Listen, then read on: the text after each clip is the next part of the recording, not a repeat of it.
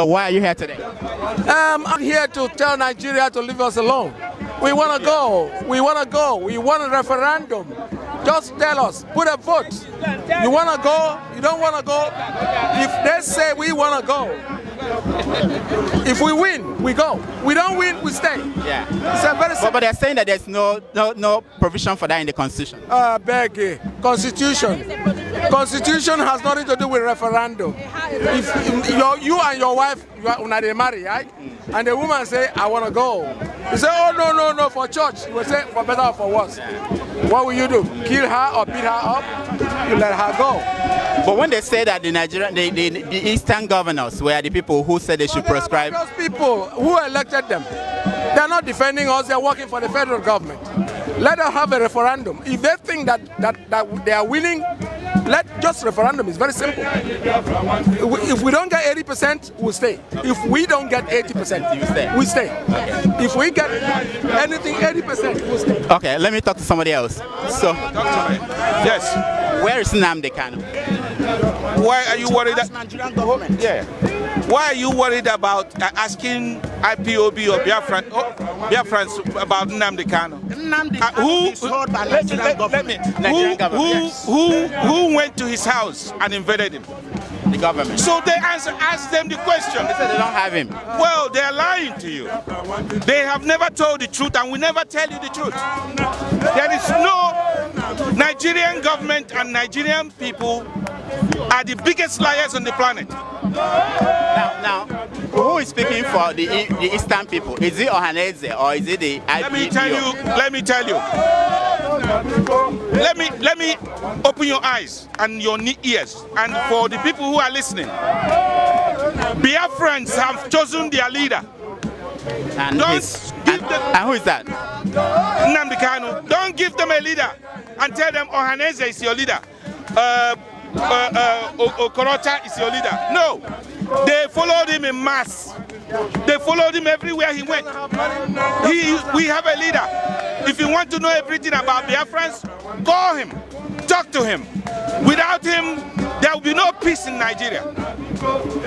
Any more questions? So what is the end game now? Now that Nnamdi is not there anymore and we don't know where he is, what's the end game? What's the plan? Well, you said Nnamdi is not there anymore. Is there anything that you know that we don't know? No, I'm asking. We are trying to find out. No, you said now that Nnamdi is not there on the ground. No, who said that he's not there? Oh, he's there? Oh, well, ask him. No, we don't know. The government is saying, said that he's not there. No. IPBO we have told them to produce him. Yeah. When they fail to produce him, then they will hear from us. You understand what I'm saying? Yeah. The question with Nigeria, that's zoo. That's damnable zoological republic. That place. You don't understand how much that place have damaged Nigerians in general. Everybody. This place is not just Nnamdi wasn't fighting for the Igbos or the Biafrans, which include the whole Biafran states. He's also fought for Yoruba people. He also fought for Hausa people who are seriously, for centuries, been marginalized in the north. So why do you want his head? I mean, why must Nigeria want his head?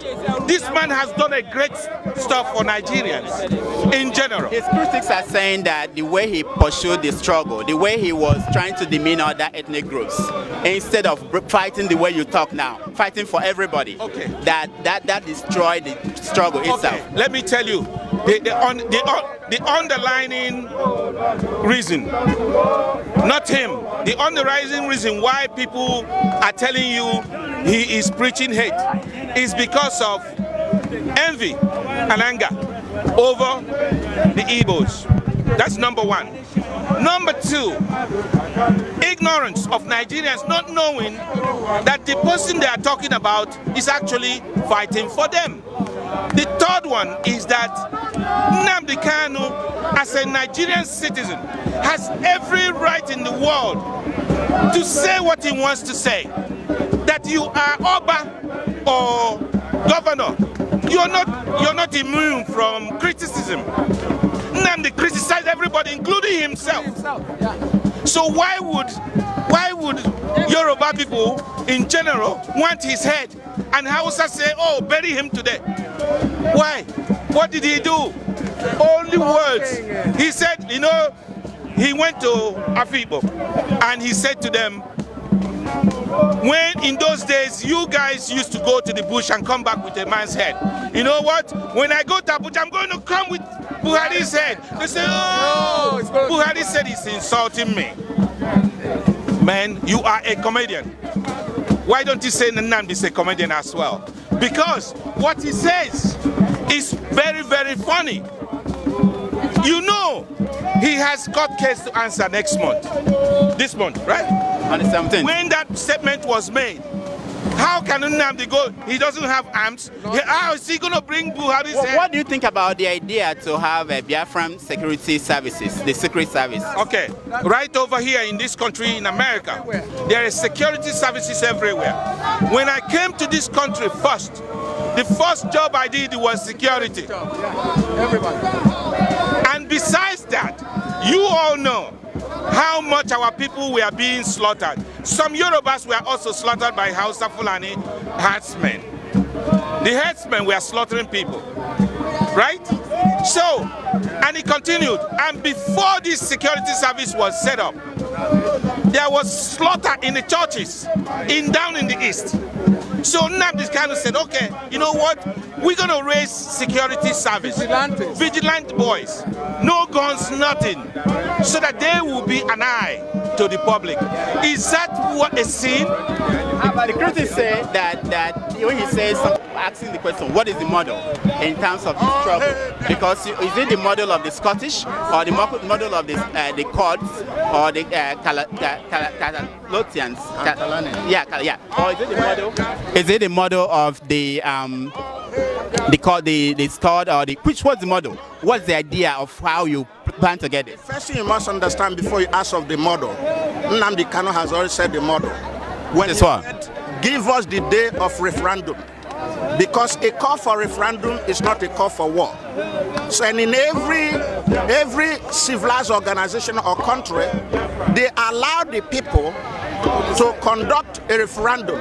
Referendum means, let me finish. Yeah. Referendum means, okay, if you say these people want to belong to Nigeria, let them decide by themselves. If they say they don't want to be part of Nigeria, let them decide by themselves. But give them the chance to conduct referendum. Another thing I want to say, Buhari, Asha Buhari was not the first wife of Buhari. You should know that. Okay, when the first wife leave, why is it that Buhari didn't kill his first wife? But look at the situation in Iraq and Spain. They had referendum. The courts had referendum, but the government is not organizing it. So what is the? How do you overcome that? That does not mean anything, because why? In Spain, the people did not have armored car going around killing people. And in other places that you mentioned, they did not have armored car killing innocent people. Look at this picture here. They have killed 3.5 million people. From 1914 to today, they have been killing Biafrans, and they continue to kill Biafra. And do you know what the Hausa man said? He said, I'm going to bring the war to Nnamdi Kanu house. Why is that those Arawa people were not arrested? Why is it that when people say, give us a day for referendum, it means war? Why is it that in Nigeria, that when people say truth, the truth turns to treason? Why is it in Nigeria that a call for referendum has to be a call for war? Why can't Nigerian government said, okay, since you are demanding for referendum, let's conduct a referendum once and for all. If you win, then you go your own way. If you don't win, then we discuss how we can be one Nigeria. Why killing? Okay, let me go to somebody else. So, okay. My good friend, how are you? Good. All right. So, yeah, I will. So, the question is, you've had the position of the government, what Buhari says in every speech about the activities of the Biafrans. What is your view on how to go forward, knowing that the government is not receptive to any idea of having a referendum? A dictator like Buhari, we know his history, right? From being a military head of state and we know the brutality with which he governed. So we're seeing the same thing being repeated right now in his administration. It's hard to call this a democracy right now, what's happening in Nigeria.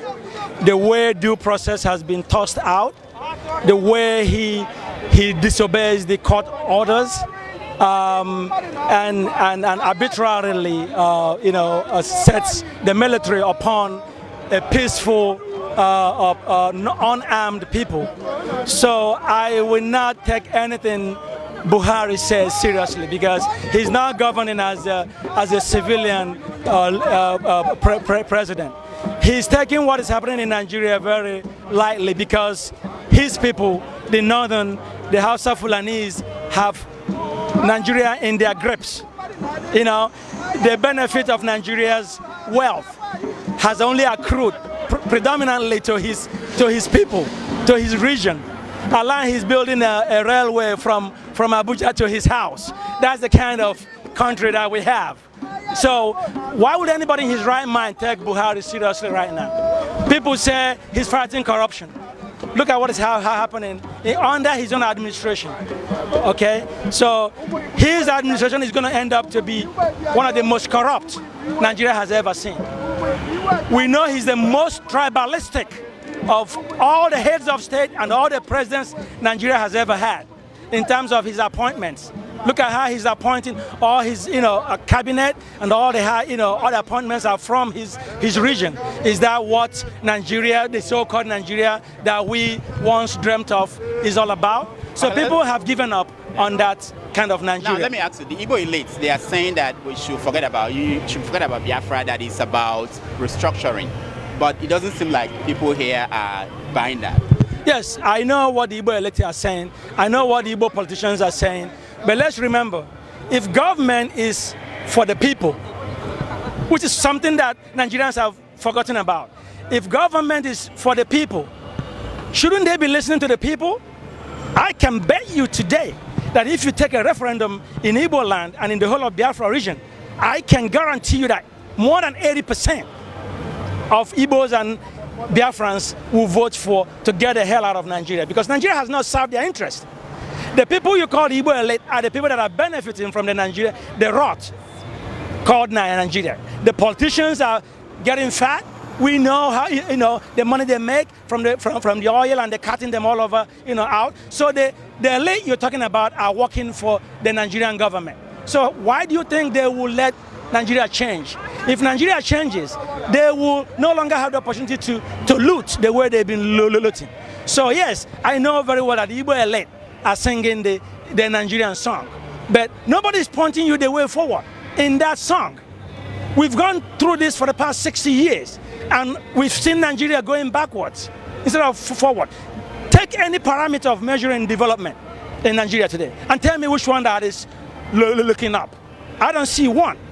So yes, they can keep singing Nigeria, but the Nigeria we have today is a Nigeria that was recreated in the image of the North. You know it, I know it. Like, I'm going to destroy the zoo. What does he mean by that? Let me tell you. When he says I'm going to destroy the zoo, because your politicians, the cabals in the North, in the Yoruba land, and some of them in the East, don't want to say the truth. So what does the truth do? If you are a believer like I am, the Bible says, thou shalt know the truth, and the truth shall set you free. Right? Nnamdi said, I'm going to destroy the zoo. When Nnamdi tells the Nigerian public the truth, what happens? They will become conscious, because right now they are sleeping slumber. Now, there are some Igbo people who are worried about activities of Biafran groups that lead to the death of young people at home, especially people who are abroad. And they criticize people abroad and say they are the people who are encouraging young people to go and be killed at home. What do you say to them? Well, the activities of young people groups in Biafra land. Yeah. Biafran young kids who are being killed by the military. By the military. Police, yeah. Well, you see, the military, in the first place, belong in the barracks. When our Nigerian, or even in a better word, the zoo, when the zoo's territorial integrity is threatened, the zoo army will come out and go and defend them. This is what it is. We are no longer in military regime. The military uniform boys should be in the barracks. Period. Allow the police. What the government should do, strengthen the police, make the police to be more responsible. You understand? To be able to handle the situation in Nigeria. Not to use the army, but look at what happened. You know, there are news that is not reported. Over 3,000 Biafrans. Look at this. Over people. Okay. Over 3,000 Biafrans were slaughtered. They were killed. And nobody is reporting it up till today. Okay, let me hear from other people because